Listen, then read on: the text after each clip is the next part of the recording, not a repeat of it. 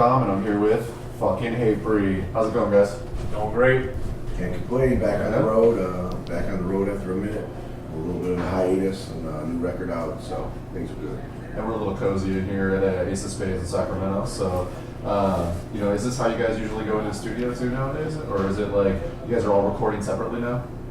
It's all separately. Yeah, especially new technology. The drums go in first, then we do the guitars to the drums, then the bass, and then the vocals.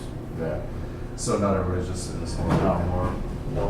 We couple, but for the demoing stuff, we're all there, getting it hashed out and everything, making sure it sounds good. But once the real recording goes on, it's just pretty much a couple of us in there at a time. So talk about the recording of the new album. Tell me how that went. It's a little, to me, the album was a little bit different from your standard Hatebreed kind of just hardcore fucking album. It sounded a little bit, there was a little more rock in there, I felt like. So tell me about how the recording was. Well, I thought it was very comparable to the last record, definitely.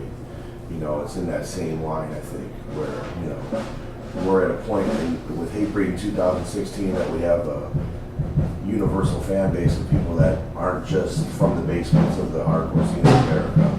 You have people that like rock music and obviously the metal scene, so, there's a lot of people to make happy besides ourselves when we make a new record, so I think that was the mindset going in. I think the setup for the record was great. We released the right songs first and created a pretty good buzz, and everybody seems to be into it. So, tell me how the monster machine that is Hatebreed keeps rolling and rolling, keeping it original too, because every album does seem to have a little bit more something different to offer. And after all these years and being in the hardcore scene, it's just there's not a whole lot of room to work with there. So how does that machine just keep rolling? Well, at this point, we don't really have many hardcore people coming to our shows anymore. They've written the band off for whatever reason. So there's a few here and there. Here and there, sure. The ones that have stuck with us. But I think that we attribute a lot of that to things like making the right decision, certainly learning by other bands' mistakes. You talk about a little, Hatebreed record has something that might be a little bit different, but at the end of the day, we don't venture out of the bubble too much. Right. You don't want to go buy a Motorhead record and not have it sound like Motorhead. So, I think that breathing some fresh air into the balloon is obviously, part of the formula every time, but, we still have to be Hatebreed at the end of the day. Plus, we're all influenced by metal and hardcore, all of us. So it's not like we're just hardcore or just metal. But he might listen to, we'll listen to punk rock records blasting and Kiss, and I'll listen to like Arch Enemy and like Ghost. So it's like, plus like old agnostic front. So we just we've always taken the both styles of music and put it together where it's modern or old style. But we always had a cross between the metal and hardcore. So. Well, I saw the Kiss shirt, so I was going to say, you got to be a big Kiss fan. You got Kiss tattoos on. I just... oh, shit. Yeah, Wayne and I love Kiss. Yeah. And actually, Chris and Jamie and Matt, they like Kiss pretty much more than your average person does, I suppose. But, Well, especially blasted it every night. Right. Plus, but Wayne and I, we grew up on it. Grew up on it, in the 70s. And we were introduced to music at an early age. In the 70s, Kiss was inescapable, So you guys have been touring for a long time. So you're doing a lot of shows, a lot of recording.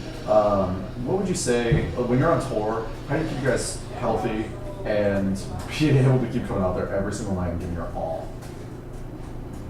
A lot of sleep.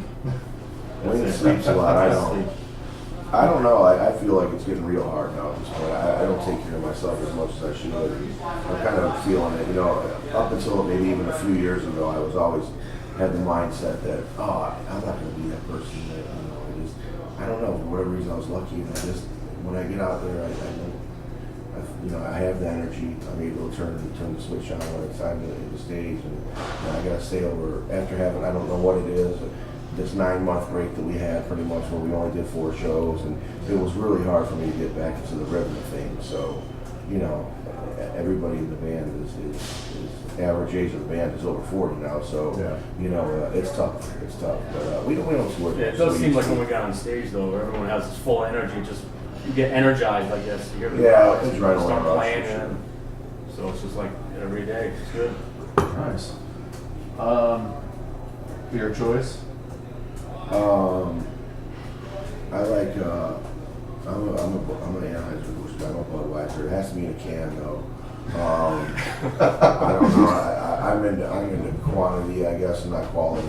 I'd rather take out a 24 pack of cans than a 6-pack of good beer any day. So. And when you can spend $18 on a 30 pack instead of $18 for a 4-pack. Yeah. But Coors Light, silver bullet won't slow you down. this is a Giants fan. What do you think about Eli Manning still hanging it up there? Still trying to do something, That's right? right. We'll see. We'll see. He's a Philadelphia guy. You're trying to give me a hard time, but. Well, I mean, we're always going to give you a hard time. My team won the Super Bowl last year. my So God. I'm The Broncos guy over there. I got bragging rights for now. Are you guys a Boston fan? No, Connecticut. So, sorry. Easy. Yeah, and in Connecticut. We're in between New York and Boston, so it's kind of split. No, everybody in the band hates all Boston teams. Let me just say that for the record. And I don't even live in Connecticut. I never lived in Connecticut. I live in Florida. I like the Rays, so I naturally hate the Red Sox. I'm a Lakers fan, so I naturally hate the Celtics. And I feel that there's few things worse on this planet than the Patriots and Tom Brady. So, I agree with you more. Yeah. So, there's a preconceived notion that because Hatebreed's from New England that they're Boston fans. We're from southern Connecticut, so we're really closer close to New the York. city, Okay. Bridgeport, Well, that explains that. Yeah. I'm sorry for that. Yeah, That's okay. yeah. Don't do it again. You guys have the worst fans in sports, though, so you really can't talk. So you I just prefer assholes? no, you guys boo Santa Claus and shit. I mean, who the Oh, fuck? you gotta go there. That was like 30 years Who the ago. fuck boo Santa Claus? Dude, that was my dad's era. Granted, I'm still in. I'm in my mid-30s now, officially. As of next week. Well, So. I'm better. You guys beat the Rays a few years ago in the World Series. Yeah. I mean, come on. The Rays at the end of the day, you know? Yeah. Compared to the Phillies, if you remember. No, yeah, just the team that tries to take the Red Sox or Yankees out of the playoffs every year. That's like our World Series. So. Well, we'll forever hate Tom Brady because of 2004 Super Bowl, so. Yeah. You know, it works out that way. Yeah, there's lots of reasons to hate that. So, tell me about this tour a little bit. I mean, you got a double no shirt on, Yeah. right? Are you digging them? Great. Yeah, they're great. Yeah. This is a great tour. Like the three bands together, I think is a really good combination because every show has been just packed and the crowd's going nuts. And all the guys are cool too. So it's cool when you hang out. You could hang out with the guys in the band and not like arrogant breaks. You know? So it's really fun. Well, Devil Driver and us both had records come out on Friday. But same Yeah. day. So that really helped, I think, things. The fact that we've been away from the States touring for a while, and